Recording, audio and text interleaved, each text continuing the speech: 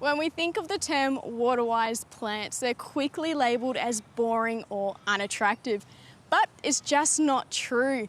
Drought-tolerant plants can range from grasses to succulents and even the most graceful flowers found in an English-style garden. And then of course we've got our beautiful Australian natives. So I've come up with my own Waterwise plants that I want to share with you to help save you money, time and water in your garden.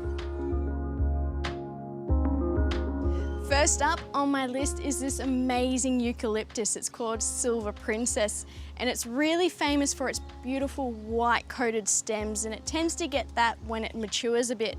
And there's old evidence of some flowers, and when the flowers do come out, they come out in spring, and they're the most beautiful pink colour.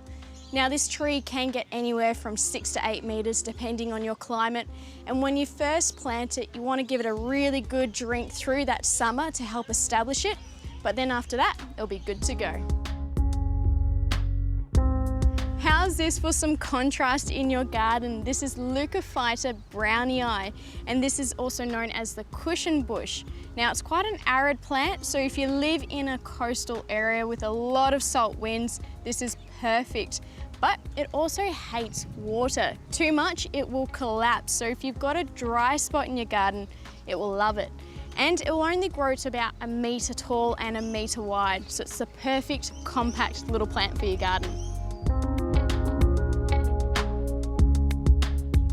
I just love the intensity of this Buffortia estivia, also known as the sand bottlebrush. Now this is an extremely drought tolerant plant as it can be grown in a whole bunch of different soil types, and it's a medium-sized shrub. It will grow to about 1 to 2 metres tall and 1 metre wide. And you can give it a prune to keep it more dense, or you can let it be and just let it grow as it wants to. But best of all, it's extremely long flowering, so you get these beautiful red flowers from spring, summer and early autumn, and it's also bee attracting.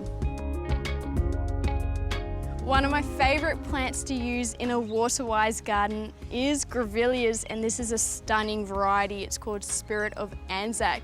And these flowers are just magnificent against this foliage, and they're absolutely covered in bees, so they're great for your bees, but the flowers also have a high nectar count, so it's really good for attracting native wildlife into our garden and creating a bit of a safe haven for them. And then last on my list is this plant just behind it. Despite its appearance, this is an extremely soft and cuddly plant. Adenanthus, the woolly bush, is a great plant if you want a little bit of height and texture in your garden. And there you have it, my top Waterwise plants that you can't go wrong with.